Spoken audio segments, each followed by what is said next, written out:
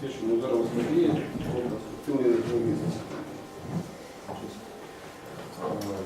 Прежде всего мы закончим нашу оглядную лекцию, в какой мы ставили собой задачу власти выявления, что такое мережа смысла, мережа подей, с чего они складываются, увести основные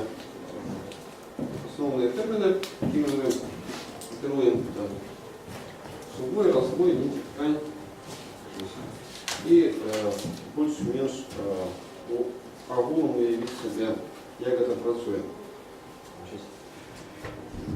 Перший участок нашего занятия мы посвятим тому, как завершить этот огульный отряд. А наступным занятком будет лекция, посвященная сувой, где мы будем подробязно и будем выполнять сегодня практикование это разумение предварительной навыки.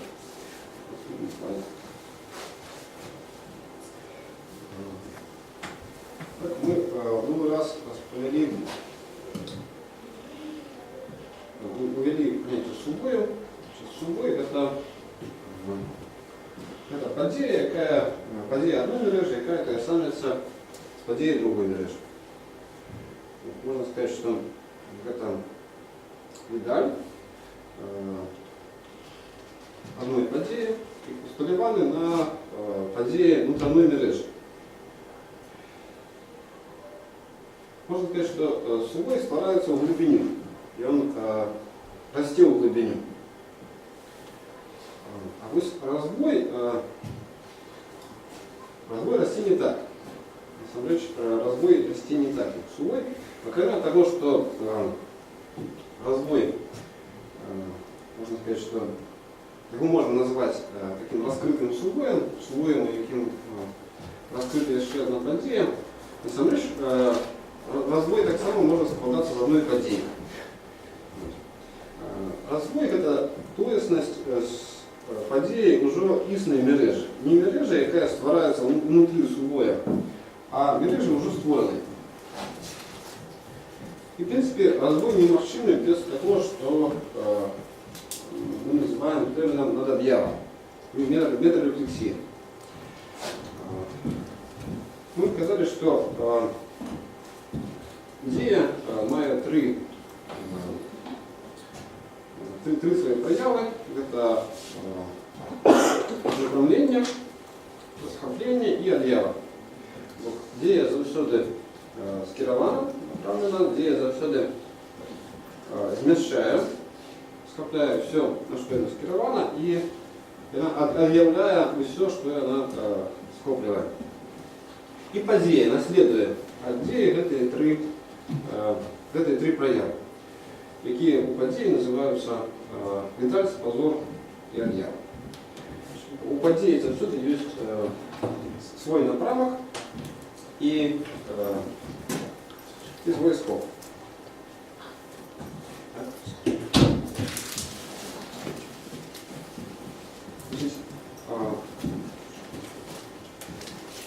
Об'ява завсёди робить одночасово одразу наявним те, що було створено послідовно, бо мережа створюється послідовно. Перша є чин, після виникає дочин, після виникає сводок, але у об'яві вони віддать одразу, як тріада, не як послідовність. І, в принципі, мережа подій, вона становиться мережею у об'яві. Там вона становиться целостной. Ось цей момент об'явлення, спозирання усього одразу, він вельми такий коштовний. У цей момент можна сказати, що діяння стоїть, воно не росте. І як тільки погляд вибирає наступную подею, какой-нибудь в этой картине объявы одночасовой доступности, какую мы называем ровня, то есть плоскость, узор сводей расте далее. Эта нитка поглядом шиє свой узор далее. Ось гэты выход у позицию над об'яви з позиранням усяго узора одразу і не вибирання події, одной події з узором, гэта і ёсць надад'ява. У ёй усе узоры злодеи в межах одной идеи в принципе являются одночасово доступными.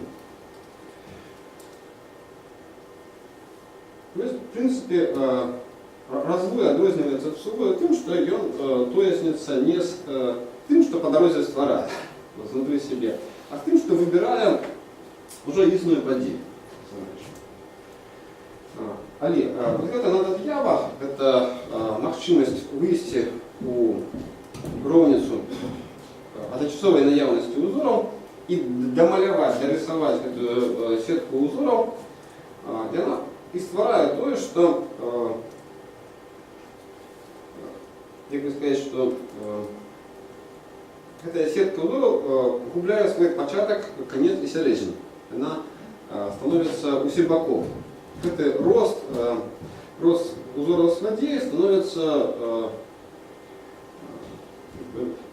скіраваным ва ўсе бакі. З аднаго боку, все, што мы бачым, гэта рост у глыбіню, сэнс ён расце ў глыбіню. Гэта адлюстраванне, у адлюстраванні, і все гэта глыбіцца. Але паколькі гэтая люстэрка, якое дзея несе за сабой, увесь час раўняе ўсё і робіць адначасова наяўным і выбірае з гэтага пэўную частку узору, можна сказаць, што утвараецца пэўная ілюзія усебаковага росту, дзе дарошчваецца з любого конца у любой конец. І больш таго, яна можа звязаць дзве падзеі сеткі узораў паміж сабой. Разбой — гэта калі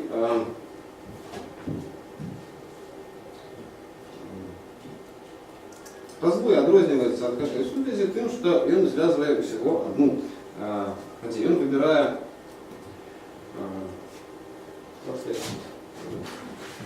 гэтай пазіцыі узораў з нейкай падзеі.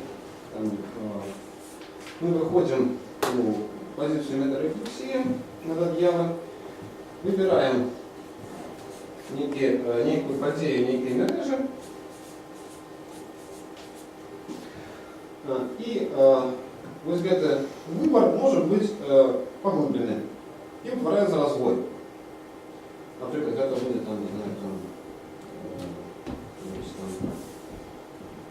P,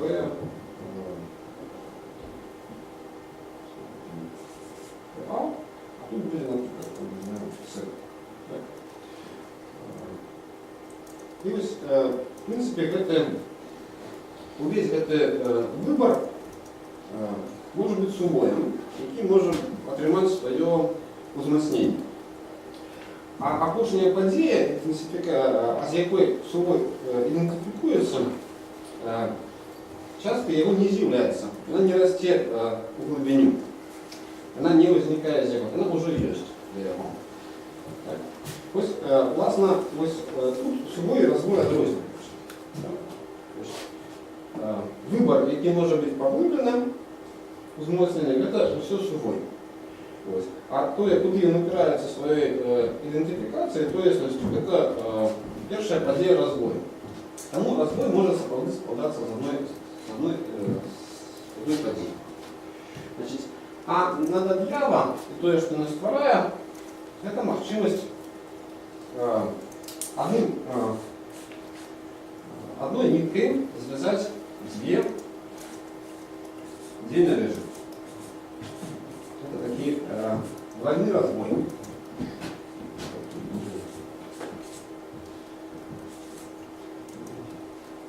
Значит, один.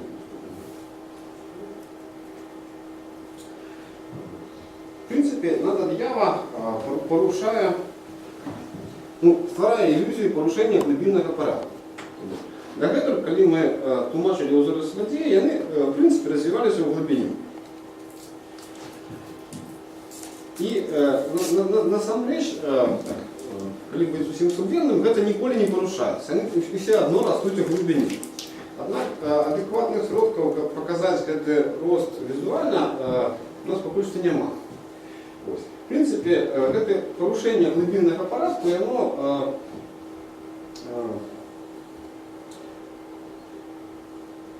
является практично иллюзорным.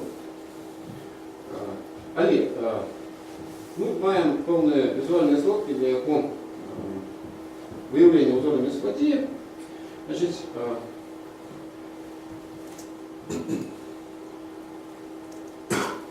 над Ява створює можливість рекурсії. Накладає можливість рекурсивного сомления. Допустим, у нас есть сказ. Человек идет у вёску, и другие сказки. Человек живе у вёсцы. Мы можем с помогой наших узоров записать кодово записать нехта, там робить нехта, так,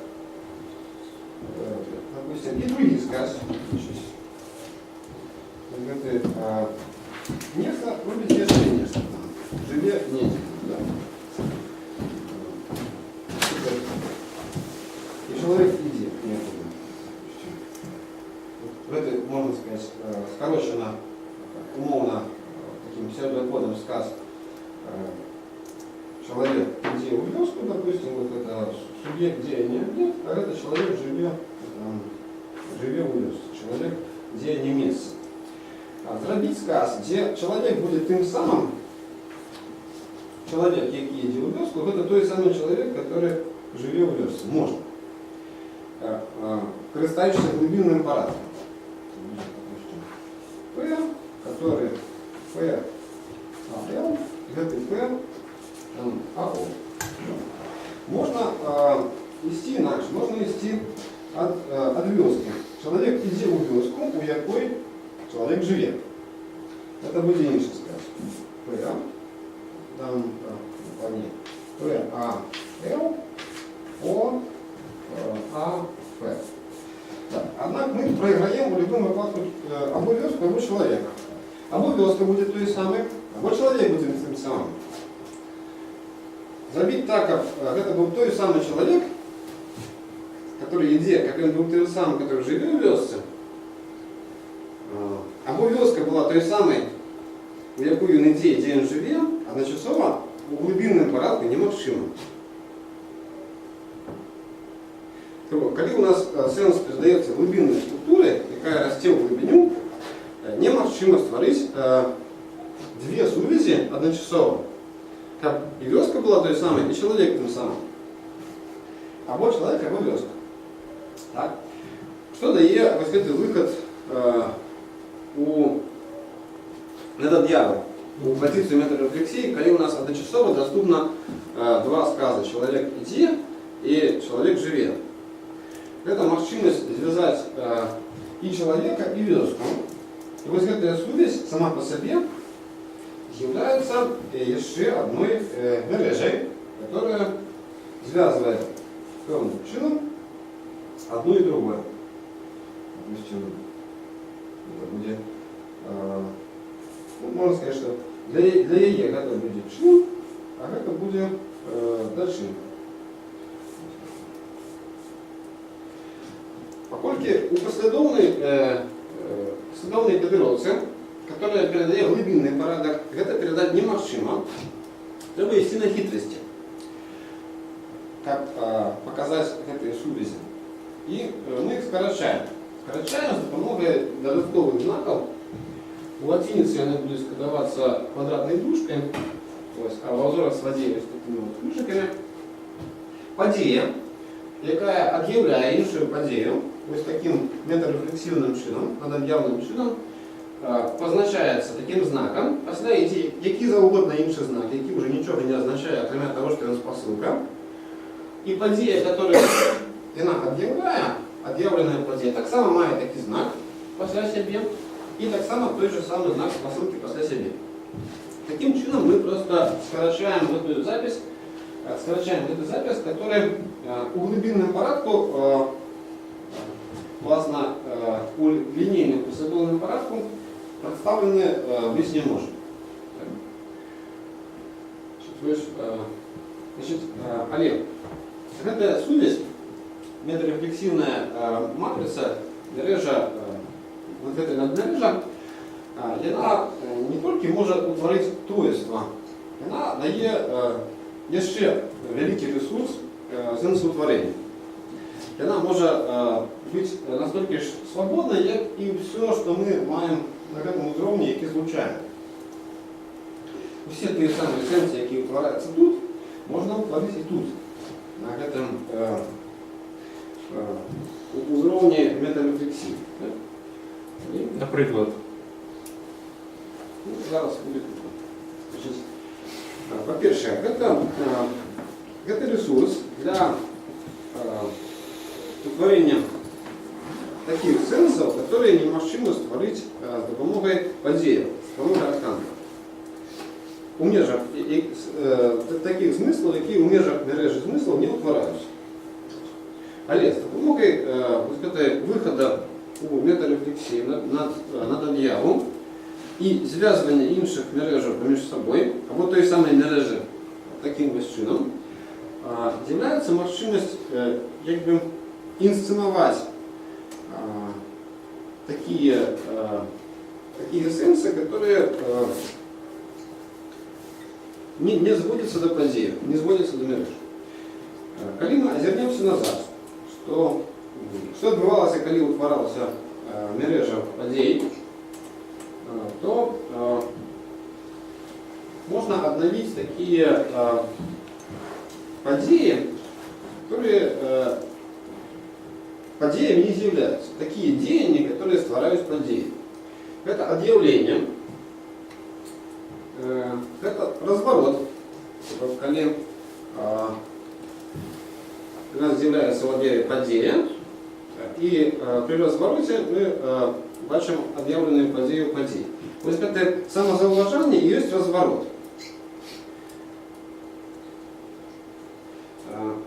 Це ровня, коли уся мережа або дві події, три події бачаться одночасово, доступні одночасово.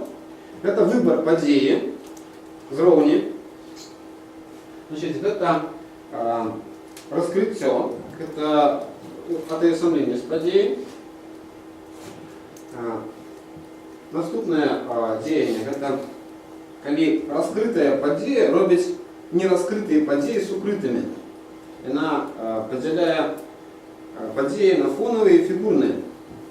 Коли одна виділена подія, розкрита подія становиться явною, а всі остальні події порівняння з нею становляться якби не наявними, з укритими. Значить, це з укриттям.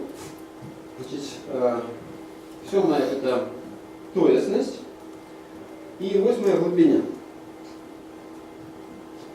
Значит, вы скажете, эти деяния не сводятся до подеев. Они их утворяют. Эти деяния не представляются сувоями, якими завгодно сувоями. Але их можно, эти смыслы можно симулировать. Их можно виконати з допомогою надоб'явних мережів і таким чином кваліфікувати або надати іншу якість тим змислам, які утворяються внутрі мережі. Так утворяється те, що ми називаємо павподії. Хоча павподії – це певне скорочення, це ще не мова, це ще не Тому що вони не мають для свого узнікнення потреби у древі імен. По події це не імена. Мы выделяем их 8. Да, полподеи это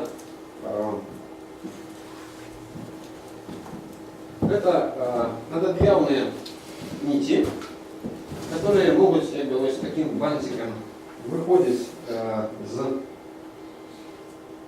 подеи и вертаться в ту самую подею, при этом надавать ей іншую якість. Значить, які це сенси? Значить, це сенси такого роду, як, наприклад, сенс «не», «одмовлення». Це такий сенс, як «гети», наприклад. От це сенс вибору, коли з усього наявного мы выбираем нечто одно. Можно сказать, что слово «гети» оно його передає. Ну же, коли у нас вся ровниця наявна одночасова, із неї не вибирається нічого, это передається словом «усьо». Тобто «усьо», «гети», «не» або «які». Тобто слово «які» передає сенс події, яка зайшла у фон, сукритої події. Це пошук сукритої події і є діянням, яке виражає словом «які». У нас є події виділені і події не розкриті. Тобто скерування погляду на нерозкриту подію, управління з розкритою, створює сенс запитання. Власне, це якраз ті 8 сенсів, які нельзя утворити з допомогою внутрі мережі сенсів з допомогою сумового розвою. Але можемо утворити як повну симуляцію з допомогою подій. Значить, на цьому моменті ми вводимо у наш код, у запис подій додаткові знаки, 8 додаткових знаків.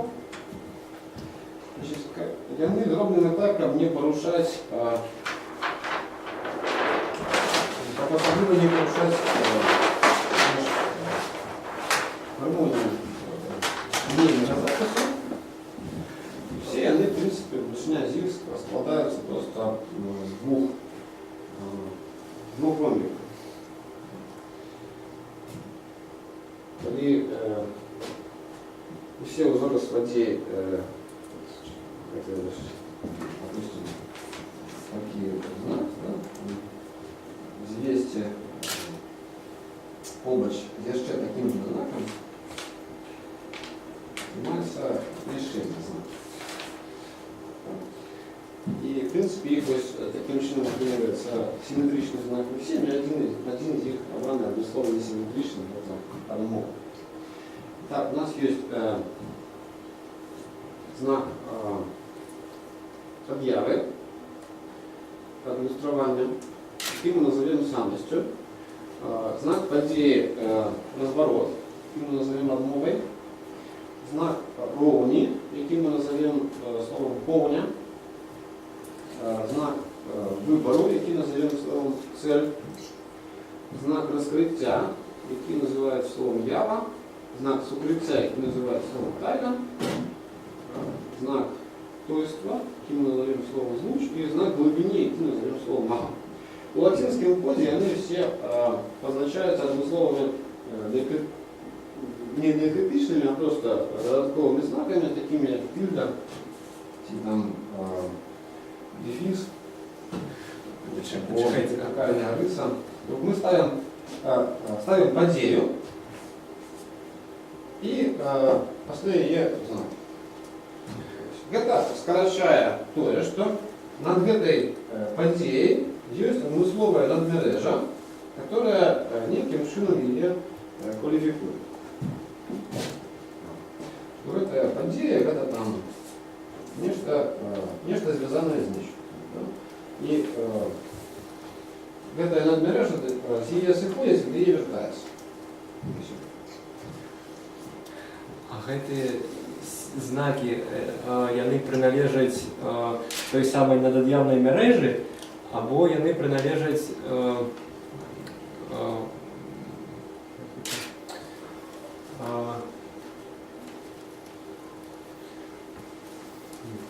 яны вводзяцца дзеля зручнасці, каб скараціць запіс. Гэта я разумею, я не разумею семейства этих. Я разумею, Ну, что... надад'яўная мярэжа гэта все одно мярэжа, такая самая, як і мярэжа, над якой яна там вісіць. Да? З таго самага складаецца насамрэч. З тых самых падзей. Нічога новага, акрамя падзеі, все одно не з'явілася, просто з'явілася іх як бы дыслакацыя. Змянілася. Ні, чакайце. Я разумеў вось якім чынам.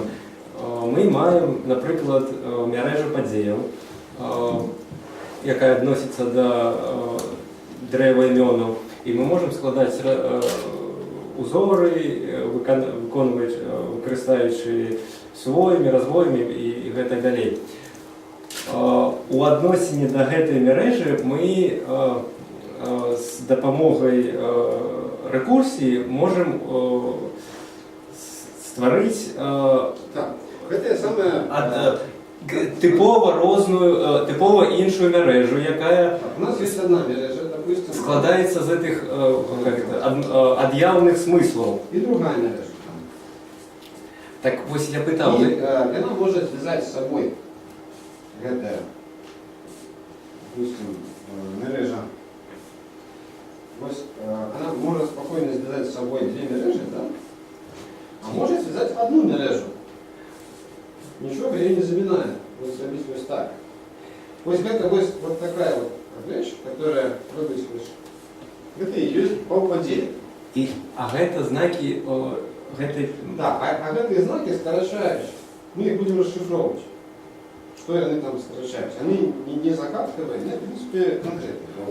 Тоді у меня яшчэ одно питание. А что атрымліваецца з першай мярэжай, по поводу которой мы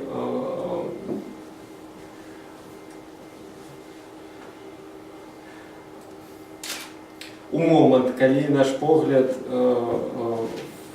фокусируется на одной из падзеяў, мы атаясамліваем ее з дапамогай іншай мярэжы і дапаўняем яе узорам сэнсаў гэтага парадку. Ці змяняецца ли першая мярэжа? Ці змяняецца, ці потрапляюць знакі? Увесь час змяняецца. Вот мы увесь час бачым вынік у гэтым люстэрку, да, у аб'яве. Постоянно она меняется. Любой наш звук, как бы любой выбор меняет агульную картину. А где мы бачым гэта змяненне ў першай мярэжы? Или як мы можем пабачыць? У аб'яве.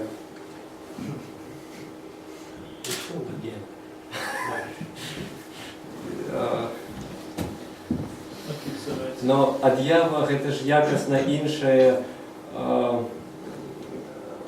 па зместу мярэжа. А я маю на увазе першую мярэжу. Ад'ява не мярэжа. Ад'ява гэта першасная ўласцівасць дзеяння. Гэта некая не мярэжа. Это некие три фундаменталии, с которых деяние складається. Ад'яву не треба робити. Вот это, її створяє сам розрив. Деяние уже об'являє. Завсюди. И такого, как оно не объявляло, быть в ogóle не может. Вот оно, как только оно есть, оно объявляет. А полпадея влияет? Полпадея это просто скорочение кода. Это так само падея. Падея, любая падея объявляет. Она має свой, все три властивости, что она делает.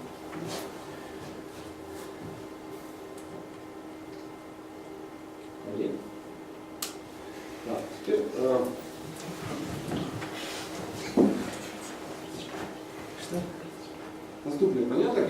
видим, это прозор. Значит, можно сказать, что деяние расте полными кругами. То есть оно вычерпывает певний маршрутний стан і виходить на новий уровень. Так, утворення мережі подій – це повний круг,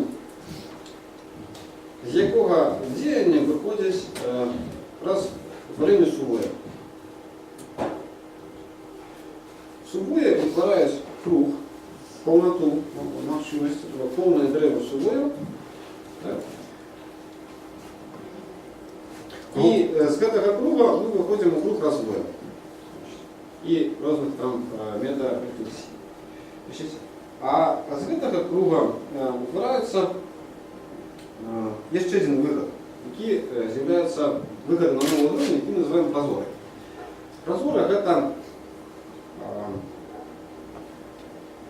власне погляд на один змисел, на одну сподію, про іншу сподію. Це можливість використати один узор в якості фільтра для іншого узору. Поглядеть на одну подію, про іншої події. Это называется прозор. Прозор – это надоб'явная структура, надоб'явная будова, яка перетворяє, зміняє якость того, на що вона глядить.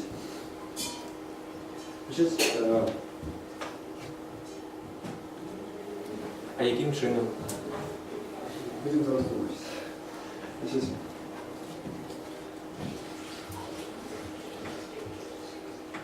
У нас есть сувоя такая будова, як персона и личина. И когда мы робим персону, усвоить чину, скажем, АП, задумайтесь, чем это может быть. Когда мы можем довольно легко заробить, например, кубок на столе, и исходя со стола поглядеть на кубок и створить дієслов, что робить кубок в значении стола, в значении до кубка, кубок на столе, а стол опирает кубок, да? То с сочинением субъекта и предиката денега и выказника прикутяжей. Наприклад, чоловік ідея. Як нам перетворити у діяння само дочинення чоловіка і ідеї. Опять же, як уже ідея. Тем не меньше, можно абстраховаться, выкинуть идею, выкинуть человека и покинуть только отношения між тим, хто і тим, що робить. В принципе, особа она приугашивает себе день, она приписывает себе день. Она, особа это засвоение, это подія, яка возникла, коли діяння зробило крок не отчуждения себе объективности, а принятия объективности. Можно сказать, что это и есть отъяснение себе с деянием. Идея и дум. Ну, да. Приходец. Говорение, да? Отрымливается. Это вот, например, я рухаю рукой. Так? Моя идентификация с тем, что это я роблю моей рукой настолько мощная, что вот ни на секунду я не сомневаюсь в том, что это моя рука, и я рухаю. Тем не меньше, правда в том, что я бачу перед собой некую визуальную картину, життя певним чином зміняються. Ось, наприклад, я бачу зміну яких там візуальних образів, які я інтерпретую як руку, як свою руку, які совпадають з моїм наміром рухати цією рукою. А, наприклад, не знаю, там інший рух там, не совпадає з моїм наміром. Тобто, насамрэч, я займаюся тільки, я хочу рухати рукою і бачу виніки, які відповідають цьому жаданню. І інтерпретую, значить, що це рух, значить, він мой. Это я зробив. Ось, це правда. А все остальное, что вот это я иду, это я хочу, это все иллюзия вельми високого порядку. Збудувати, який треба ще вміти. І його збудувати вельми тяжко. Ось. Ми вельми спрощаємо. Чоловік – це істота, яка безконечно все спрощає, яка імкнеться опинутися завсюди на версії цього спрощення. Наше любимое слово – это «усяго», «только», «просто», «всего только». Это то, что мы любим лепш за всех у свете. Ни одна живая истота в этом свете не спрощает настолько. Нам треба быть на версии и скоротить все до самых простых команд. И не заниматься деталями ніколи, ніяким разом, ни во что. И все, что мы скорочаем, володая невероятной складанностью. Любой наш міргання вашим, там, не знаю, рук пальцем, невероятно складанная речь. Але чоловік глядить на все это як на нечто вельми простое. Это усяго тільки палець, усяго тільки міргнути вашим, усяго тільки поставити кубок. І любой человек, який серйозно к этому буде займатися, поглядіть на это, скільки там усього ховається, побачить там цілий сусвіт і, власне, з цим стикаються програмісти, коли програмують, наприклад, у гульнях реальність. Коли їм потрібно зробити гравітацію, коли їм потрібно зробити все, що ми лічимо просто. Оказывается, за этим стоять не просто непростые речі, а просто невероятно складані ланцюги програм, які треба зробити, як то, що ми лічимо просто, оживлялося.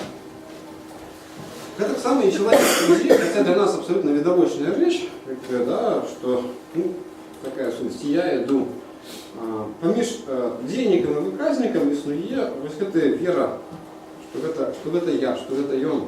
Да? Вот приписание человеку деяния иде.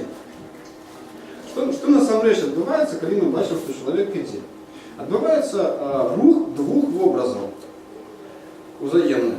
Образа человека, это певний участок реальности, и в образа идеи, на самом деле. Можно выделить особенно человека и особенно идею. И мы локализуем человека внутри идеи, або локализуем идею внутри человека. И мовы, которые говорят, что человек идея, локализует идею внутри человека. Один образ помещает у другий образ. Человек приніс руку. Неким чином эта вот кавалочка экрана выкликает свое перемещение по экране. Абсурд полный и кончатковый. Неким чином эта кавалок экрана не может выкликать свое перемещение по экране. Абсолютно ніяк. Причина этого руху не может быть внутри экрана. Але менавіта в это мы верим. На самом деле. Мы приписываем образом роль криниці руху. Наш сучасний світогляд, який би нам розвитим я не здавався, це світогляд таких абсолютних барбарів і темношалів. І не витримує на самом деле ніякої раціональної критики. Причому на своїх самих фундаментальних поставах, про які ми просто не задумуємося. Вот человек идея. Да? Мы видим, что эта картинка человек сопроводы неким чином идея. Да? Ну, любой человек, который поговорит на это следующей теории информации, скажет, что такого быть просто в принципе не может быть креница руху, вот там находится, где мы ее ищем. Не идея, не я. Да? Поза экраном она повинна быть. И то, что поза экраном выкликая рух, никаким чином не является этой картинкой человека, которая перемещается. Это само перемещение руки, там, да, вот, сама рука не может себе никак переместить. Хотя мы кажем, рука перемещается. Значит, одиное, что связывает денника и выказника, это атеисомление. Это вера, что это вот ён, это предикация. Это вельми такая магічная процедура. І вона сама по собі має в собі велику варіативність. Мова відрізняється тим, яким чином ми зв'язуємо денника і выказника. Вот есть мова, які лічать, що внутри деяния існує денег, а есть мова, где лічиться, що внутри денега існує денег. Вот, и это мова зовсім різного апарату, зовсім різного ладу. Вот, але сам принцип атеисомления, что особо неким чином робить чин, это и есть совесть. И коли зробить особу персону зачином,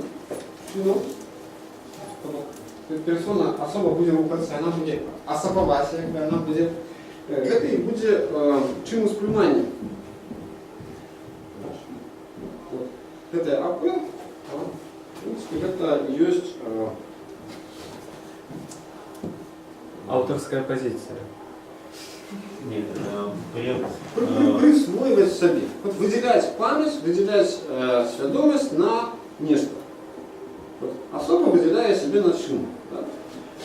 Вот это деяние особи, як деяние, это и есть усприймання. Значит, усприймання на самой первой ступени это и есть знание. Это и есть выделение ресурса свідомості на певні об'єкти свідомості. Это и есть деяние персоны, деяние особи. Прозора, и она стварається менавіта з гэтага моменту. Гэта надад'явная нить, которая является адменой этой мережи, у якой есть дочин певний и сродок, військовий сродок. Ротативний медіатор.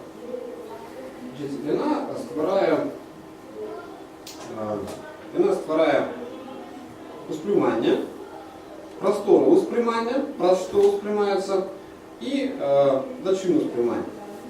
І у залежності від глибини дочину, сродку і способу усприймання, то, що усприймається, становиться іншим. Дочин має свою глибину. Він може бути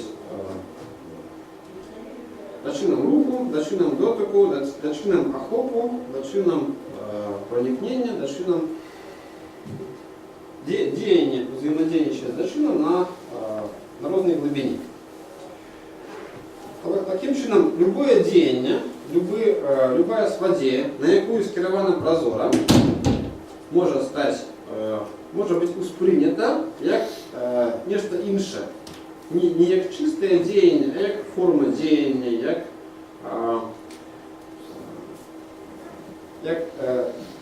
як рух, як дотик, як форма, як охоп, як проникнення, як розчинення, як тойство. І гэты дочин, деяние як дочин, помещается в простору, певною простору, і восприймається певним чином. Таким чином творяється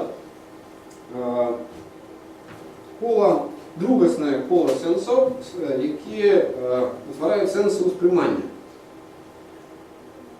Прозора і все, що розглядається в этом розділі, це конструювання усприймання. Конструювання сенсів, до яких ми зводимо все усприймання. На чим ґрунтується цей погляд, ця теорія? Это вельми близко до того, что мы называем, того, что люди называют синестезией.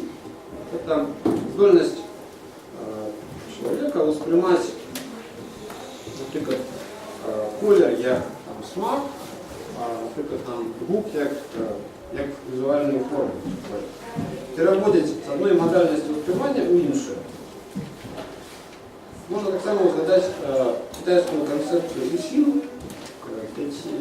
ИСИН, 5 элементов, где каждому элементу приписывается один смак, один там, колер, одна форма некая, всего по 5. Так? То же самое тут, насамрэч, все, что воспринимается як колер, як почуття, як смак, як дотик, як все, що існує в восприйманні, це діяння, яке восприймається як певний об'єкт, певні простори, і до діяння воно зводиться. Больше того, можно сказать, что в узорах сводея знания попередничає восприймання. Восприймання это перетворение знания, это репрезентация знания у певної простори. Сперша, как отримати картинку восприймання, треба уже знать. Знание неоформленной информации попередничает оформлению этой информации как репрезентации. И это, в принципе, не простая думка, фактично аксиоматичная думка. Хотя сучасный человек лічить аксиомой отворотной, что сперша воспринимание, а после знания, так быть в принципе не может. Немагчима формальная репрезентация информации попередничать самой информации. Такого не бывает. Сперша информация, после ее репрезентация. Так? Тому знання обов'язково попередничає його репрезентації формальної, якої завгодно, звукової, слухової. Сперша треба розпальцять, після показати. Інакше не може бути. Сперша информация чистая, после ее некий показ. Вот прозора, она, это теория, такая, в принципе, разыгрывает эту ситуацию.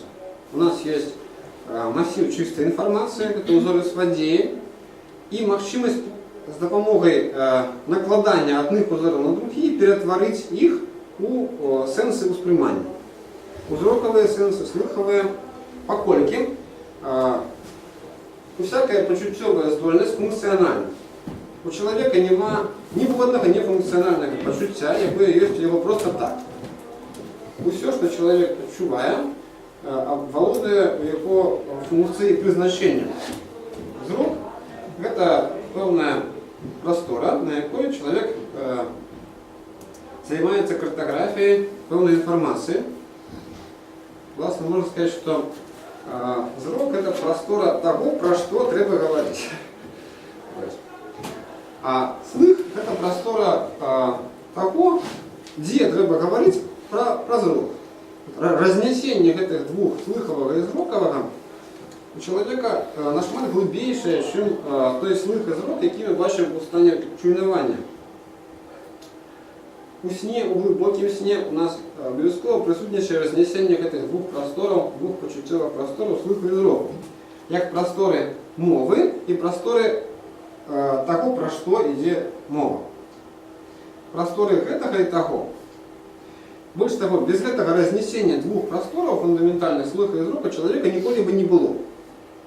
Але, насамрэч, це могли б бути любі інші простори, ні слух і ні зрок. Головне, що одна з них має функцію там хуткої простори, де можна хутко робити діяння хутко, а друга простори повольної, де зручний для картографування того, про що йде говорка. Тобто зрок має свою функцію. Так само свою функцію мають усі здольності восприймання, які має чоловік. Таким чином, виділивши ці функції, абстрагувавшись від реального восприймання, а покинувши тільки його сенси, на що потрібен зрок, на що потрібен слух, на що потрібен дотик, так? Покинувши тільки, як ми викинули там кубок на столі, викинули кубок, викинули стол, покинули на. Так само ми робимо тут. Ми беремо сприймання, ми беремо функцію такого сприймання, навошта яно? Зрок для форми. Зрок это простора формы. Мы покидаем простору формы, утворяем ей сенс, берем этот образ, зводим его до деяния и утворяем сенс усприймання. У нас есть певний уровень усприймання, певний об'єкт усприймання, дачину усприймання і простора, на яку він накладається. Таким чином ми можемо, в принципі, заходячи з принципу певного, не від конкретики, а від принципу утворити усі можливості усприймання. Усіх можливих функцій, які можна збудувати, для чого можна усприймати, усіх узровнів, на яких можна усприймати, і всіх об'єктів, які можна усприймати. Таким чином, в принципі, можна утворити такий веєр кола сенсу усприймання одразу. Усіх одразу, а не реактивным вылучением того, что уже есть.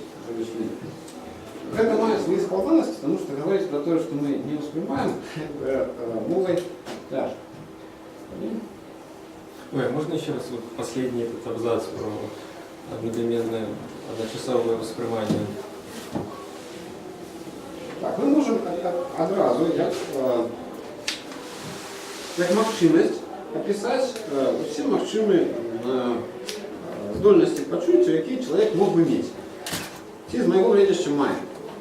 Чоловіча свідомість має увесь спектр почуття, які, можливо, не всі представлені у виразі реальних органів. Для того, що вони, можливо, не запотребовані. Як тіло – це певний такий обмежований набор почуття. Нам здається, що зрок – це доволі цільне почуття. Але коли ми поглядимо на його реальні функції, окажется, что зрок – это целый набор зроков. У нас не один зрок. Почуття кольору – это одна функция, почуття формы – другая функция. И там может быть еще много разных функций, которые этот зрок раздробит на 15 зроков. И на самом деле человек, который занимается психическими практиками, может выделить один из этих 15 зроков и глядеть только им. Откуль мы можем отримать гэты спіс гэтых функций, коли мы... Потому что мы забудовали структуру, да, где у нас есть воспринимание, его глубиня, у нас есть простор воспринимания, и она конструируется, будуется, у нас есть все просторы, у нас есть все объекты, и вот это вид объекта воспринимания, глубиня его, да, 7, допустим, помножить на глубиню простора воспринимания, помножить на способ воспринимания, у нас отрівнюється, що ми можемо справді, наприклад, у нас є сенс вируху. Так? Ми можемо сприйняти його, цей вирух, як просто чистий сенс вируху. Ми можемо сприйняти його як форму. Так? Ми можемо представити собі як фігуру вируху. Жестом мы можем легко показать этот вирух. Мы можем воспринять его как почуття, мы можем воспринять вирух как колер. Так? Можем воспринять вирух как але. А кроме того, что, например, есть колер, который является визуальной репрезентацией вируху, может быть сенс колеру вируху. Уже сам этот колер можно воспринять как чистый сенс. Такий підход дозволяє воспринимание вельми тонко. Не тільки замаскувати вирух під колір, але восприйняти цей колір на всіх узровнях воспринимання, які можна збудувати. Таким чином ви робите чоловіка соразмерным усему свету. Ну, коли он може, опираючись на вот эту не человека, а ну, особу, яка усприймає. В певному сенсі ми реально створяємо все, що ми бачимо, сприймаємо, відчуваємо. Усю об'єктивність ми робимо самі. Це наша діяльність доволі тяжка, на яку йде много енергії. Ми вставляємося, просто спимо. Тримати у себе весь свет, підтримувати інтерпретацію цього світу, что это там дах, это подлога, это все нагрузка, тяжары, які наша свідомість виконує кожної секунди. І це емоційна нагрузка, якою на нас складає культура. Дитинство нас учит интерпретовать свет, эту визуальную картинку, приписывать ему полные сенсы. Так? Это не просто размытая пляма неведомо чего, а это улица, это домы, это там іншие люди, это университет. Это все работа, которую мы весь час робим. И это мы робим, при этом часто этой работы складывается вот тем, как забыть, что мы это робим, и верить в объективность картинки, которую мы сами створили. И она уходит в обовязки. То есть это забытье. Потому что, в принципе, человек реально одинокий.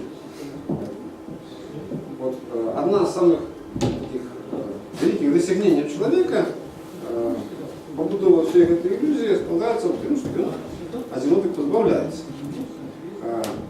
Отчувание взаимодействия с іншими настолько мощное, что оно варто всей этой работы по забытию себе, своей работы по створению реальности, воспринимания. И все это складывается за свідомості, то, что мы бачим, и все это створяется нами, ніким іншим, насамрэч. Культура – это такие вот, сказать, наш агульний фреймворк, в яким способи створення реальності заховуються як така бібліотека, до якої ми маємо агульний доступ. Кожен з нас поділяє агульний спосіб інтерпретації реальності, який знищається у культурі. Это не только творы мистецтва, конечно, это, в принципе, для програміста бібліотека, яку він використовує там яких класів, так культура, як бібліотека, яким чином в одному форматі бачимо, створяємо світ. Ничего объективного, как она вот информационной связи, так это в принципе не стоит на самом деле. А так не отрымливается же, коли вы кажете, что мы конструируем любое коло сенсов, и хорошо, но когда вы связываете восприятие и кажется, что мы можем не только помыслить, але и сконструировать, реконструировать функцию и дотычить ее до нашего воспринимания и таким чином настроить восприятие и физически телесно воспринять, то тут уже же, ну... А чем христи отрознивается грубое воспринимание от больше тонкого? На уровне у нас есть певная ступень свободы, некая простора свободы, где мы можем быть все. Вот, например, сон, да? Мы, мало того, что мы дозволяем себе во сне створять любые сенсы и любые реальности, мы спокойно в сне разыгрываем любые ситуации, одним многих особого одразу. Это не робит никто інший, кроме нас. Серьезно? Мы можем денежить за 5, за 6, за 7, за сотню человек одразу, синхронно, без всякой рациональной деятельности. Это никто інший, кроме нас не робит, это мы робим. И наша спроба такой вот, поверхневой такой чуйной свідомости, от этой отказности отмовиться, что не, я так не могу, она абсолютно наивная. Конечно, не могу. Кожен день роблю это. Больше того, я сплю 24 години в сутки. Чуйнование час от часу з'являється і зникає, а сон протягивается завсюди. Сон ніколи не перепиняється. Это вот, по сутности, медицинский факт. Що я розумію, це повне розділення, ну, так би мовити, такої філософії, того, що каже Нікол, і непосредственно конструктивної лінгвістики узоров сводів. Тому що, коли Михайло каже что-нибудь про природу свідомості, про те, що ми робимо, це певна філософія передустановка. Да? Я зараз розумію, як таку байку, історію про те, як це там робиться, чи може робитися і так далі. Поділяючи трошки про те, що кажеться непосредственно про конструктивну сутність узору сводей. І ось для мене там конструктивна теорія узору сводей, вона скончилася над тим, як ми конструюємо усприймання. Ви розповідали, як ми конструюємо усприймання, а далі ви просто ілюструєте некими такими філософськими конструкціями, там розповідаючи зараз отказ на те, що там запитується Леша, про свідомість, про те, як чоловік робить, як він усприймає, там і так далі. І це певна така філософські основи, які не вельми там тичаться непосередньо в своїй. Так, я это розповідаю тому, що, в принципі, для большинства сучасних людей ідея конструювання усприймання вовле дикая. Вона абсолютно незвичайна. Як це займатися конструюванням усприймання? Я хочу показать, что на самом деле, мало того, что это можно, что на самом деле это работа, которой мы, в принципе, и так уже занимаемся. Ее можно знайти в нашем абсолютно студенном житті и пальцем показать. То есть, ты занимаешься конструюванням воспринимания. Да? И люди, які, наприклад, займаються психотехнологиями, занимаются в этом абсолютно на конкретном, таким высотомарным узором. Да? Берут, что там сеанс круга, сеанс квадрата, там, и нет причинам с ними там працують. Если позволите короткий комментарий, то есть я занимался программированием и вот знаю, как сложно научить компьютер видеть. Ну, то есть, чтобы он считывал реальность, ну, как, не знаю, распознавал образы, да, увидел там среди картинки лицо, допустим, да.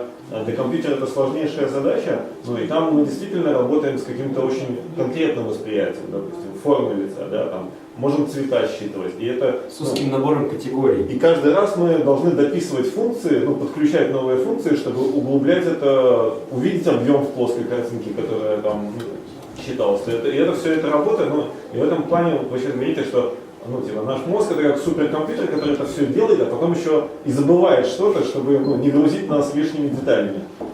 А что вы понимаете к этому мозгу и тому, как человек это делает? Как бы успокойтесь вы, будете хорошо учиться, сможете делать так. В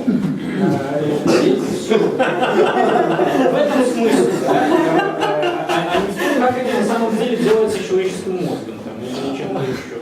Выбросить в онтологическую всякую ерунду, просто входите в язык, который позволит потом это делать. Но это еще не просто, поэтому требуется. Нет, со скрипом это скрип этот. Ничего, есть теория. На этой момент я хотел бы еще заметить, что конструювання синусу восприймання і само восприймання, як то, що відбувається у часі, це криху розне. Это не одно и то же.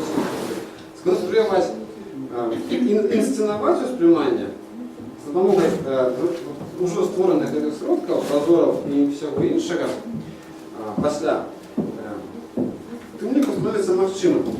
Але саме по собі з'явлення прозори, ніякого там, по сутності, атомарного сенсу воспринимання якого-нибудь там, того, що після буде кольором, это еще не выиграет великое звуковое воспринимание, якое в часе там интерпретует все эти кадры. Значит, просвет. То, что является у прозоры, то есть, что просвечивая прозоры становится колером, с местом явления. дотиком, пахом, называется термином просвет. Коли арктика взаимодействия з'явится на іншій мові, это будет перекладаться как символ. Это сводея, которая просвечивает прозріншу сводею и сдается нам нечим іншим, не собой. Не вирухом, а колером вируху, не вирухом, а эмоцией какой-нибудь там. Все-таки, конечно, я Думаю, что мы повинны осторожно обходиться с такими словами, как там, колер, эмоция и всеми остальными удочерениями для этих конструктов, которые мы зараз створаем. Потому что мова, она все-таки вмещає в себе вельми множество різних коннотацій. Ну, такі приклади, які, в принципі, ми вже розробляли.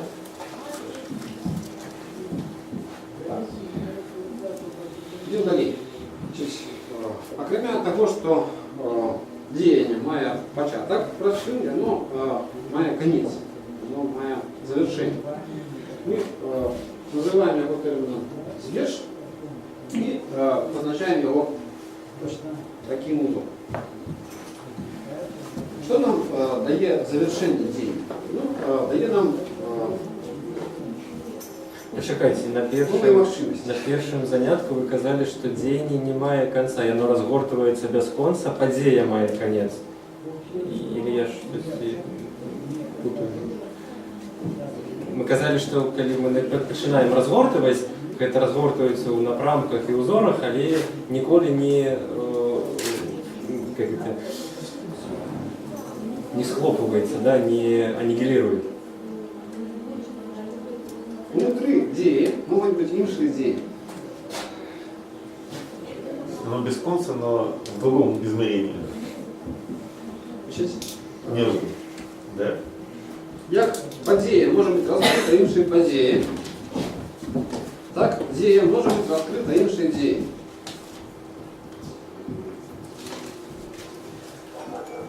Можна сказати, що, по-перше, подія може бути розкрита дією, тому внутрі дії можуть бути інші дії, процеси. І дія, кожна дія може бути переоткрита іншою дією. Вона може закритися і відкритися заново. Всі закриті дії утворяють пам'ять. Усі відкриті дії утворяють наявність. Итак, дія, внутрі якої утворяются інші дії, називається адією, а дія, яка утворяється внутрі дії, називається удією.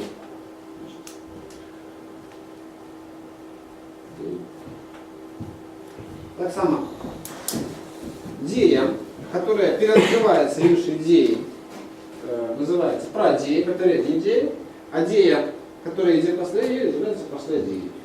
Таким чином, переоткрытию дея утворяя ланцуг, утворяя оповед дея. После идеи это... Ну, вот, можно сказать, что... Например, у нас есть как некая мережа, и она, в принципе, может быть раскрыта кожная. И внутри этого платформы будет утворяться там много всякого сенсу, пока не будет закрыт.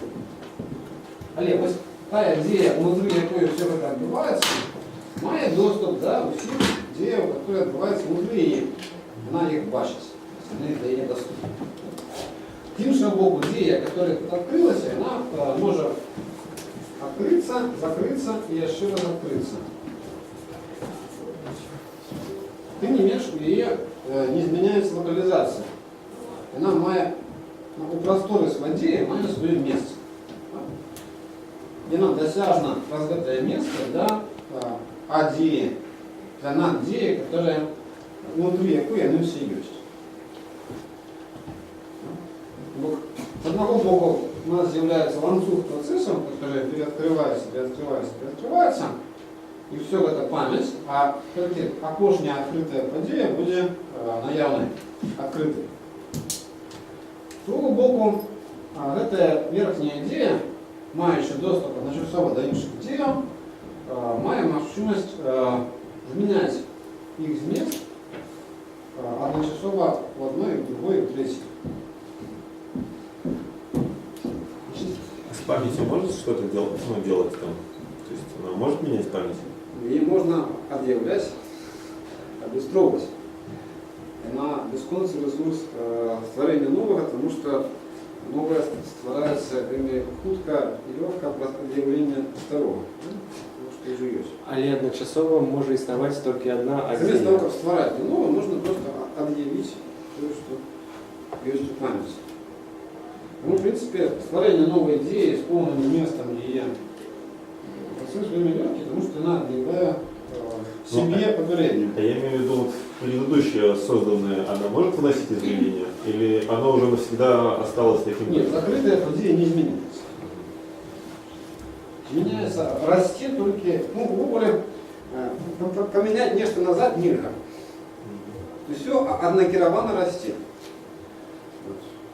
Только расти, только увеличивается, и немагчыма не выдавить, не заменить нечто там, не поменять ніводнага падзеі, ніводнага руху. Але на гэтым моманце з'яўляецца наява і памяць. З'яўляюцца усе адкрытыя дзеі і ўсе закрытыя дзеі. І вось стварыць новыя адкрытыя дзеі, у якіх змест будзе іншым, чым у закрытых у папярэднім цыкле, можна. Да? И таким чином з'являецца в сутнасці пэўнае адрозненне актуальнага наяўнага стану дзеяў ад папярэдняга стану. І можна сказаць, што на гэтым моманце нешта нібыта знікае ці замяняецца.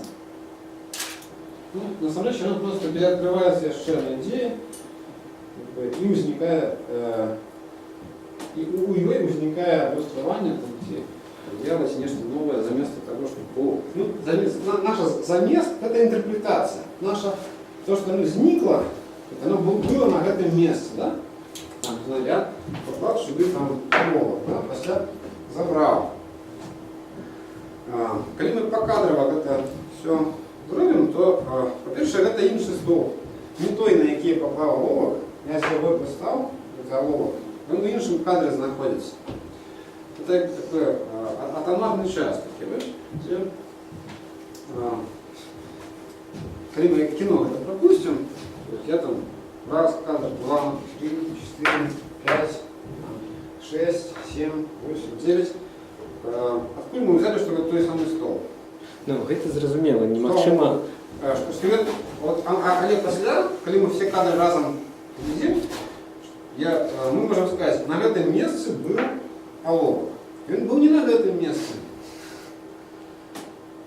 Это наша интерпретация. Это деяние мовы, магичное деяние мовы, когда мы приписываем, что это той самый стол, что на этом месте нечто было, нечто стало іншее, что я выдалил этот оловок, там, да, ты заменил его там неким іншим оловком, да. Насамрэч, гэта так само конструкт, і вельмі нелёгкі конструкт, каб яго зрабіць. Тое, што нам здаецца лёгкім, аперацыя выдалення і аперацыя замены, она тэхнічна нездзейсняльная абсолютно на першасным узроўні. Немагчыма памерці выдаліць, знікнуць. Да? Вот, конструктыўна немагчыма. Яна магчыма як пэўная ілюзія, такая зникнение на другим уровне системы. Когда з'является много дел, много процессов, и между ними з'является связь и магчимость их синхронизации. Можно еще питание, что у вас адзея это великие душки? Адзея, да, это великие душки, внутри якой там самое. А после адзея? После адзея это что? То есть это, после адзея это какой-то ланцуг процессов, который там приоткрывается, приоткрывается.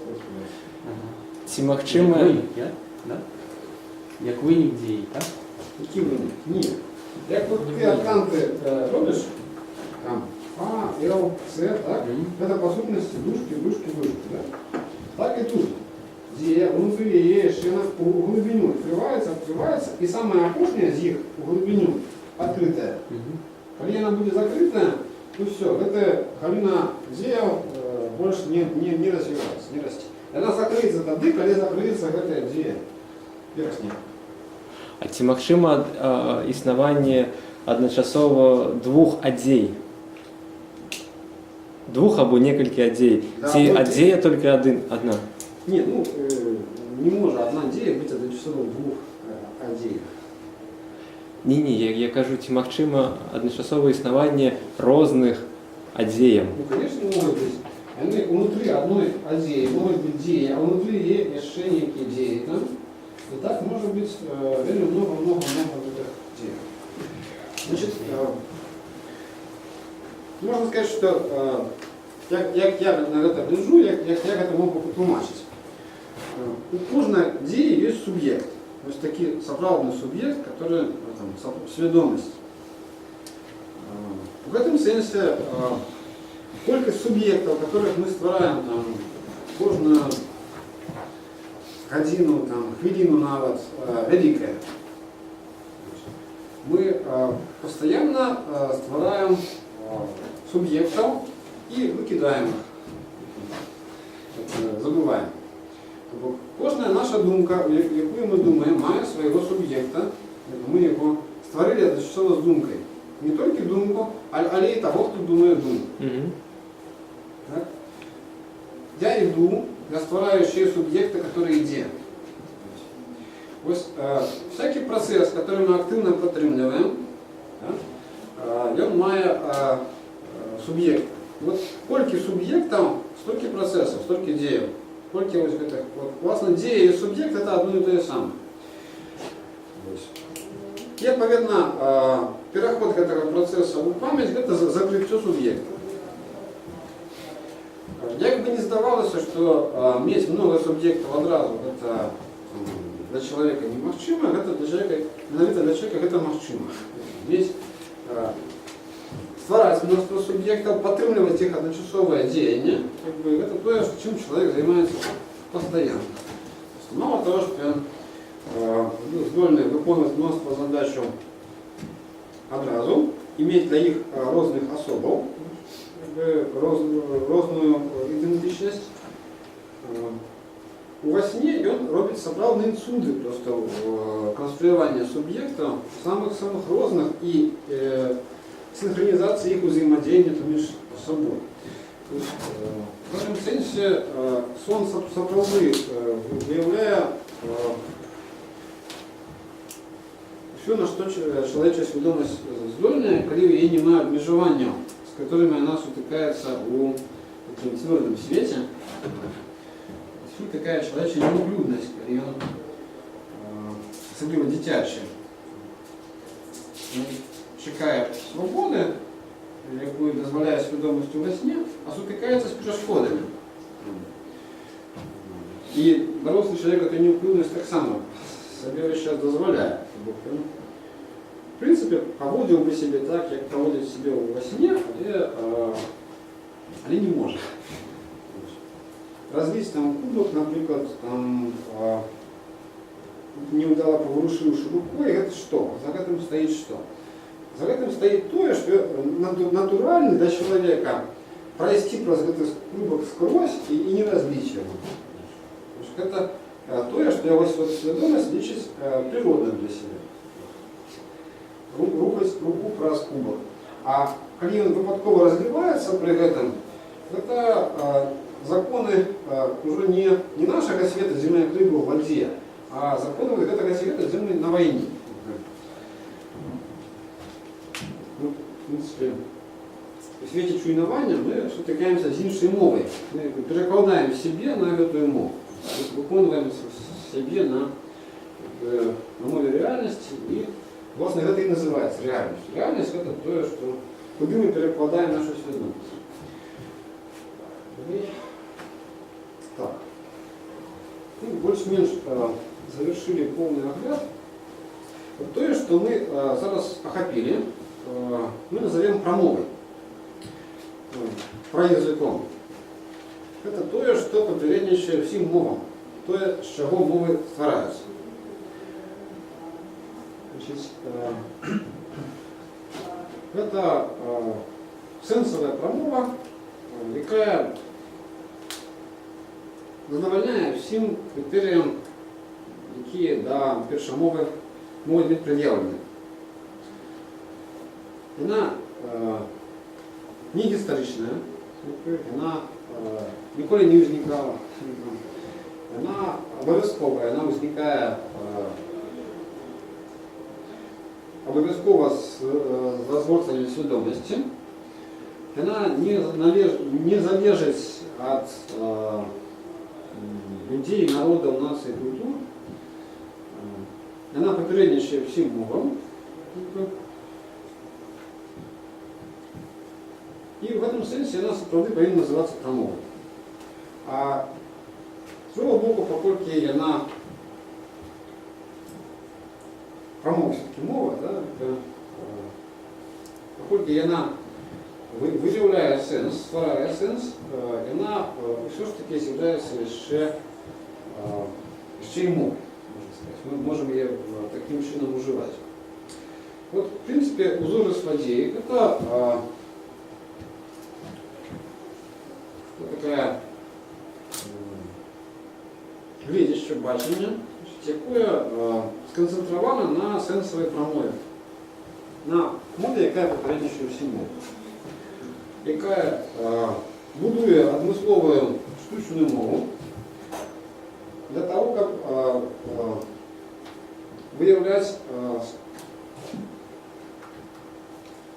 виражати виказування на этой промове, не виказування, конструювати сенси і одночасово це можливість створити універсальну граматику всіх мов, заходячи з цього базового уровня промов, яка попередничує всім мовам. Насамрэч, в чем проблема, звичайно, лингвистичной науки, что хотя мы можем конструировать множество грамматик, много разных мов, у нас, тем не менее, звичайно, немає ніякого агульного фундамента, на яким ми б могли отримати одно універсальне глядище на всі мови одразу. Навіть на чоловічі мови ми маємо однієї підстави, на яку ми можемо порівняти всі чоловічі мови.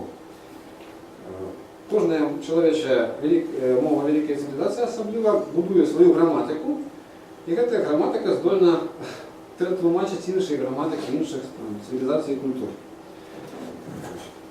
І глядіти на них своїм поглядом. Можна сказати, що узорність подій – це ще одна універсальна граматика, яка здольна до такого перетлумачення. Як санскритська граматика, в принципі, здольна потлумачити у повному сенсі множество інших граматиків, подогнавши їх під себе. Латинська граматика, це вже зробили. Ми всі мови, які зараз вивчаємо, практично вивчаємо латинізацію. Ось, так? Граматика любої великої культури здольна до вивчення інших мов поводле своего узора. Узорність подій – це граматика такой же силы. Она, конечно, одноликово легко может створить грамматику китайской мовы, японской мовы, арабской, санскриту, мову племенного индейцев. Ну и белорусской мовы, само собой.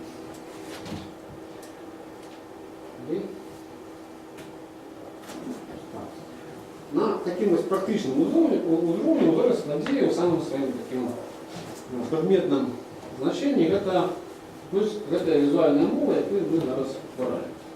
Вона складається з знаків дії, знаків глибини, знаків подіїв і знаків по подіям. Вельми коротка і компактна. Шрифт, яким це можна набирати, я виклав на сайті. Ще раз нагадаю, Вар'ярин, блок.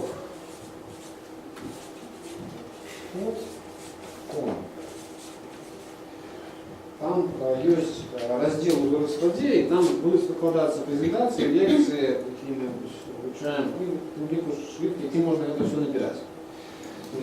Коли вам это не надо зручно, то не переживайте, можно набирать с латинскими литерами, просто колонны, как мы разумели, что мы робим.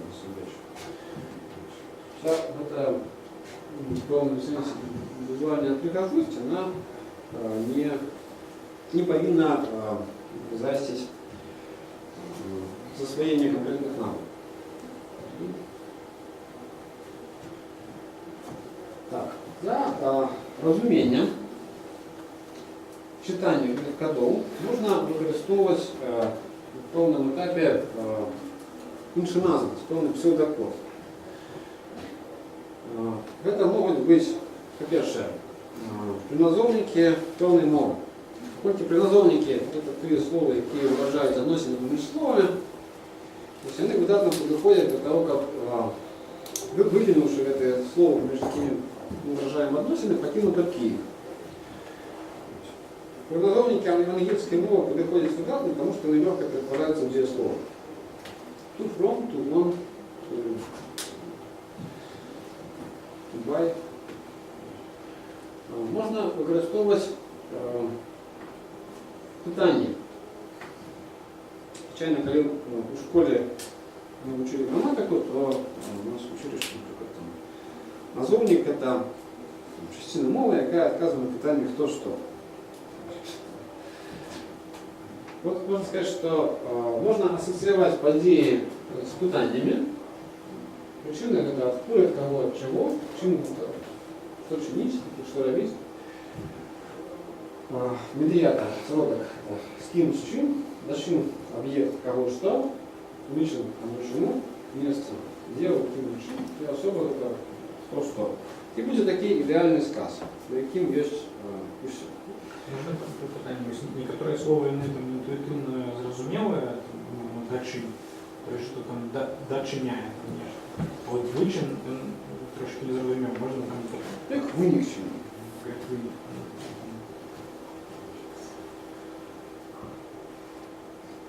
Чим йде до дальнейшего. То есть до чего или чин, да, до чего. А то, что с чину возникает, вычиняется, то это выше. Таким чином, можно сказать, что у нас есть некий идеальный сказ. И из этих идеальных сказов, яким всем часто, мы створяем все. Мы можем спокойно опустить легенду створения матрицы, створения мережи.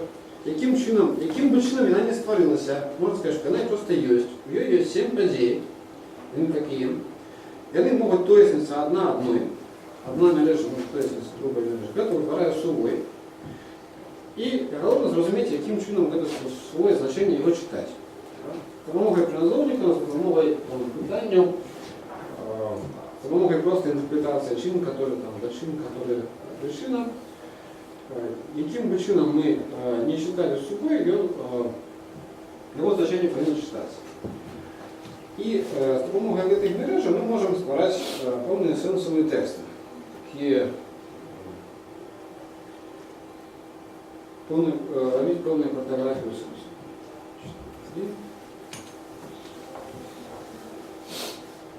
Ну, приклад. Можем записать это латинскими литерами, узорами и прочитать. С – это причина, значит, L – это фокус в место. Причина, которая место, можем перекласть на приназовники. Это ад, на. Ад, который на. Это ад, который денежный на. У его на является объектом, на уже есть, а ад на его денежный. То есть на и от его. За нечем. То есть падение с крыши, Падение это как раз вот с крыши, да, будет? Ну, это как бы с поверхни стола, например. Вот, а на ад это как раз за. Есть некий ад и наим. Ну, сапраўды, тут будет это причин, а это дочин. И эти два дочинения взаимодействуют. Мы можем легко сделать два дієслова из них, перевести в это цел, або одна у дієслова. Ну, например, у нас не знаю, выбирается оловок со стола. Это чин. Да, чин. требуется чин, который причина, который место. Значит, когда буде якби англійський прилозовник, то буде, наприклад, це буде from one, і коли буде дієслов to from one. Туфрамоните. Ну,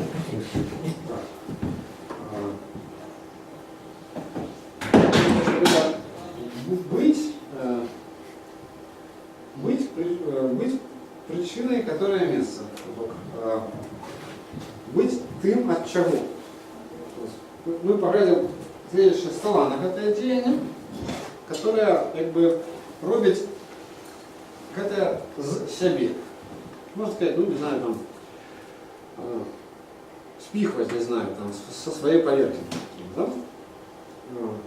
Ми, безумовно, увеличиваючи колькость сенсов, которые мы таким чином утвораем, будем иметь великие проблемы с их словесным выражением.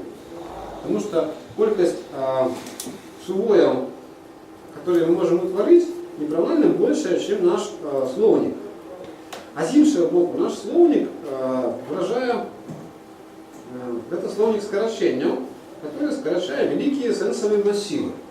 И как з іншого боку выразить сенс одного слова доведется зробити великую працу, разгортываючи эти сенсы. Они не симметричны, абсолютно не симметричны.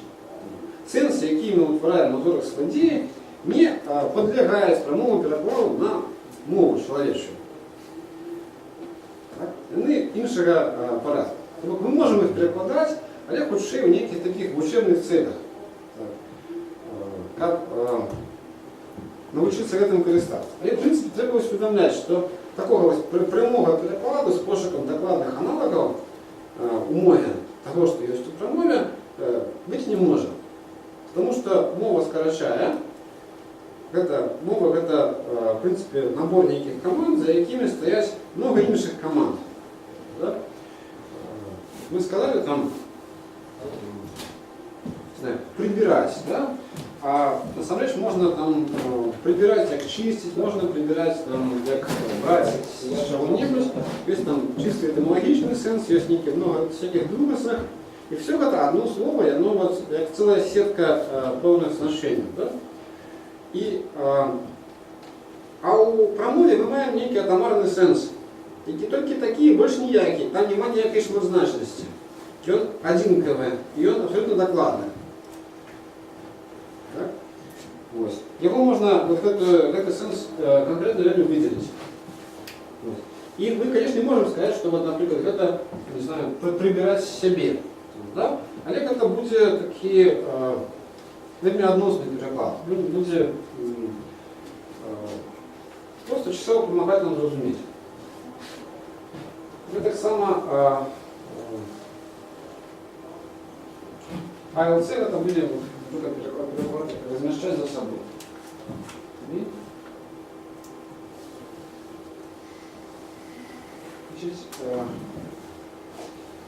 То есть это рост деяния, который увеличивая махчимость сенсовыражения, мы назовем его проявой. Власне, проява – то, что попередничає яві, это перед явой. Проявление – это процесс деяния, который приводит до явного, до формально выраженного, предпоставленного воспринимания.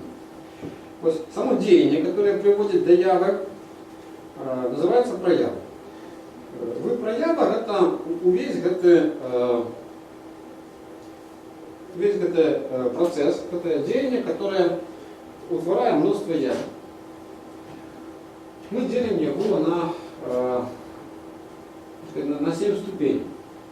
Первое – это творение мережи, другое – это творение субою, третье – это творение разбою, четвертое – это прозора, пятое неправильно фигура, пятое – это мова, и седьмое – это рог. Шестое – это рог.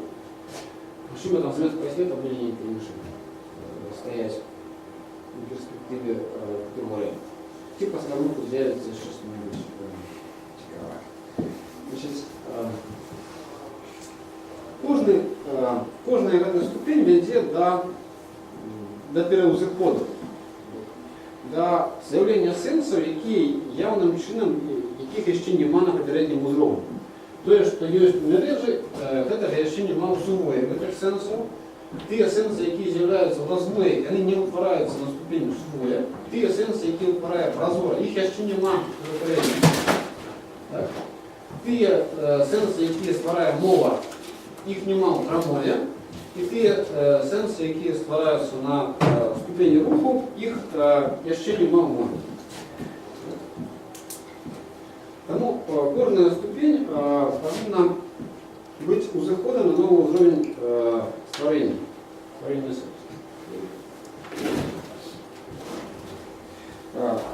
Сводея – это слово, которое литерально означает «своя идея». Своя идея – это деяние само по себе.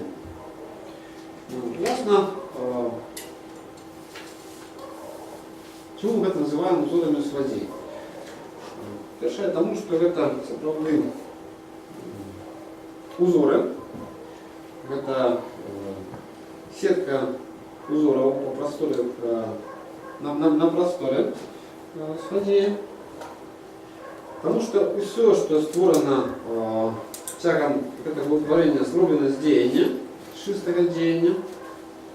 Подія, перша подія, член это адлюстрування, отделение діяння, діяння, яке зауважає себе.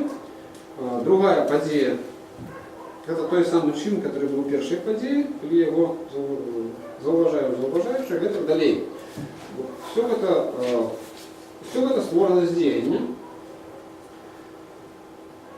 И, в принципе, когда мы задаемся питанием про сенс, мы задаемся питанием про деяние. А що воно робить? У чим його функція, у чим його роль? Що воно, яке діяння, яке воно виконує, і яку роль в цьому діянні виконує. Слово сенс, можна сказати, що ми перекладаємо як сводія. Сенс – це і є сводія. Сенс – это латинское слово, яке мы уживаем практично как слово паразит. У нас много таких новых слов, які мы уживаем часто. И это на самом деле не паразит. Мы не можем робить серьезный замах на великую философию, не створивши вартую чистую мову для того, как она ее не підтримувала. Перш за все, створяючи, замахуючися на створення великої философичной традиции, треба поклопотиться про сродок и место ее размещения. Не поклопотившись про грамматику чистой мовы, про чистую мову мы претендовать на некую самостоятельность мышления не зможем. С моего опыта так само узоры сводеек это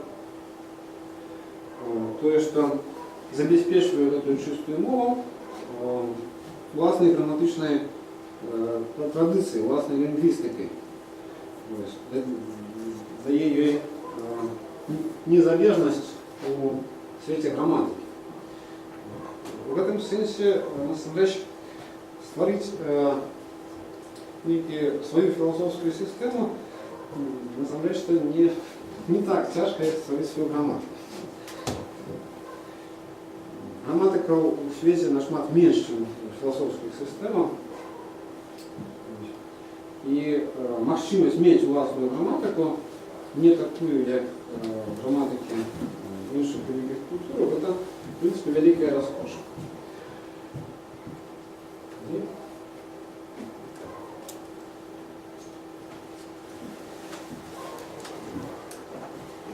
И коротко такое, что такое мова, а сколько у нас сегодня сейчас есть? 6 годин есть. 9:30 скажем. Да. Зараз ми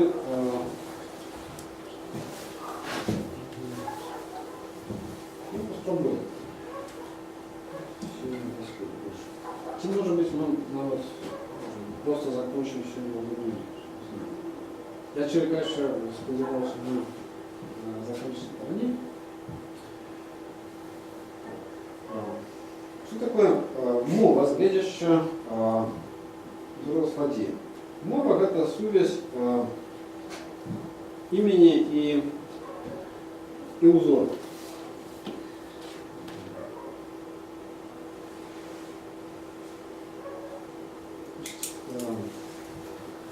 Мовой может быть абсолютно любая идея, потому что любая идея стварається як сувязь двух поверхов – просторы с водеем и узоров с водеем.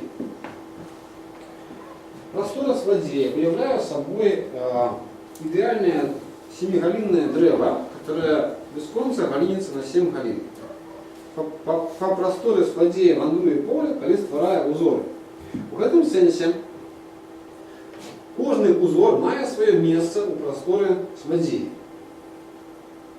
И глядящий в этого першого поверху, это древо просторы с водею является докладной локализацией, докладным размещением любого узора, ягоным именем, по яким его можно найти.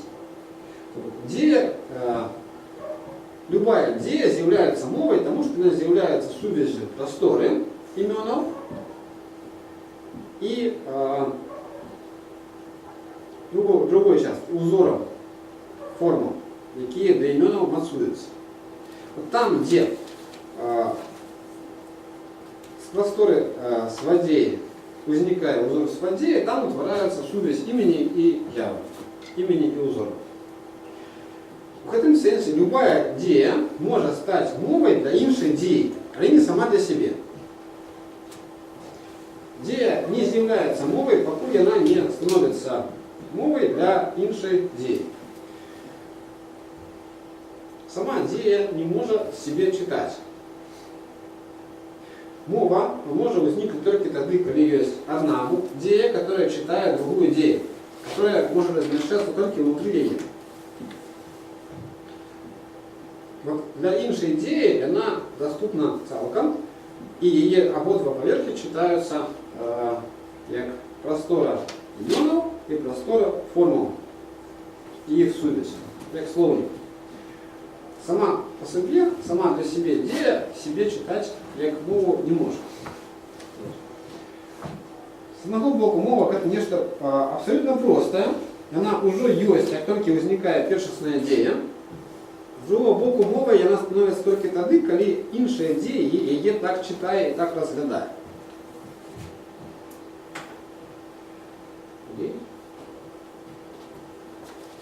Ну, власне, такой картинкой мы иллюстрируем связь просторы с водеем и сетки узоров с водеем, какая является мовой. Итак, для одной идеи, которая читает іншую идею как мову, ее простора с водеем является собой древо именов. Бесконце древо именов, на яким размещается все. 7 на 7 на 7 на 7 на 7. Такая есть классный древо. Все узоры с водеем, которые возникают на этой просторе, являются сеткой узоров. Усякий узор може так само бути розглядатися як мова для узорів, які виконуються на ній. Для третього поверху цих узорів другий поверх буде просторой іменів. Над мовой может быть еще одна мова, и над ней может быть еще одна мова. Это практически бесконечный процесс добавления мовы.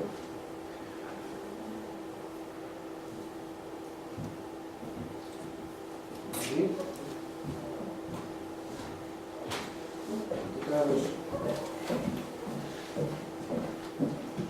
хронологичная картинка, именно хронология с фундаментальной картинкой, яка зустрічається у белорусских пушниках. Ну, звичайно, лічиться як розпильник, як такий виноград. Олег, замените это на клеточки и ягодки, то были познавать. А можно понимать, что там было за крышечку? Это были, по-моему, листики, а это были ягодки. Вот это сводей. Здорово сводей. Поскольку любая идея может быть новой, то идея, у якої возникают все остальные идеи, является новой мовой. Можно сказать, что любая идея является новой мовой для своих внутренних идей.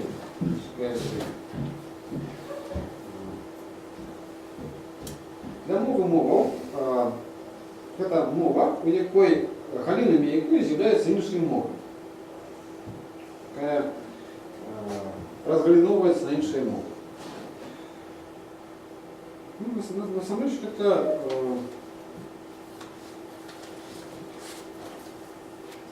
гэта вельмі лёгка, насамрэч. Хаця мы лічым мовай нейкія вялікія моўныя масівы, як там беларуская мова, насамрэч яны унутры сябе змяшчаюць мноства моваў. Ну, практычна кожнае слово ў мове з'яўляецца самастойнай невялікай мовай. Паколькі мова гэта сувязь імені і формы, то усякая прастора імёнаў утварае мову. І в этом сэнсе кожнае слово гэта яшчэ одно прастора імёнаў у мове.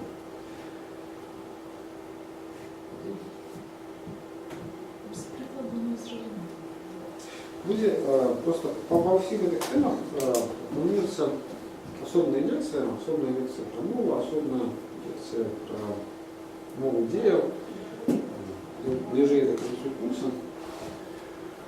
И в принципе эта теория вельмі практичная. Она створена для конструирования моваў, для того, как их робить и описывать их.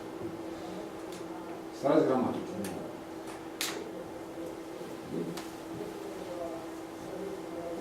Ну, в принципе, показали. И на этом мы вводную лекцию сегодня хотели завершить.